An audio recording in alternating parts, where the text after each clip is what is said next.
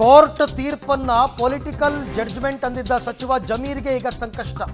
ಜಮೀರ್ ಅಹಮದ್ ವಿರುದ್ಧ ನ್ಯಾಯಾಂಗ ನಿಂದನೆಯ ದೂರು ಈಗ ಬಂದಿದೆ. ಅದರಲ್ಲೂ ಕೂಡ TJ ಅಬ್ರಹಂ ಮೊನ್ನೆ ಮಾತನಾಡಿದ್ರು.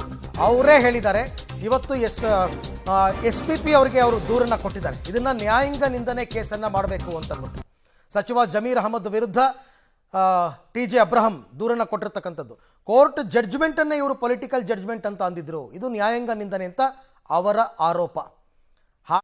ನಮಗೆ ಒಂಥರ ಗೆಲ್ಲು ಸಿಕ್ಕಿದೆ, ಜಯ ಆಗಿದೆ ಅಂತ ನಾನು ಭಾವಿಸ್ತೀನಿ. ಕಾರಣ ಅಂದರೆ ನಾವು ಗವರ್ನರ್ ಕೊಟ್ಟಿರೋದು ಪ್ರಾಸಿಕ್ಯೂಷನ್ನ ರದ್ದು ಮಾಡಿ ಅಂತ ಕೇಳಿದ್ವಿ, ನಿನ್ನೆ ರದ್ದು ಮಾಡಿದೆ. ಇವತ್ತು ಆದೇಶ ಬಂದು 3 ತಿಂಗಳಲ್ಲಿ ತನಿಖೆ ಆಗಬೇಕಂತ ಹೇಳಿದ್ದಾರೆ, ಇನ್ಕ್ವೈರಿ ಆಗಬೇಕಂತ. ಆಗಲಿ, ಇನ್ಕ್ವೈರಿ ಆಗಲಿ, ಸತ್ಯಾಂಶ ಆಚೆ ಬರ್ತದೆ. ಈಗ ಇದರಲ್ಲಿ ಎಲ್ಲರಿಗೂ ಗೊತ್ತಿದ್ದಂಗೆ ಇಡೀ ರಾಜ್ಯದ ಜನಕ್ಕೆ ಗೊತ್ತಿದೆ ಸಿದ್ದರಾಮಯ್ಯ ಯಾವ ಇದರಲ್ಲಿ ಪಾತ್ರ ಇಲ್ಲ ಅಂತ. ಈಗ ಕೋರ್ಟ್ ಆದೇಶ ಮಾಡಿದ್ದಾರೆ 3 ತಿಂಗಳಲ್ಲಿ ತನಿಖೆ ರಿಪೋರ್ಟ್ ಕೊಡಿ, 3 ತಿಂಗಳಲ್ಲಿ ತನಿಖೆ ಮಾಡಿ ರಿಪೋರ್ಟ್ ಕೊಡಿ ಅಂತ.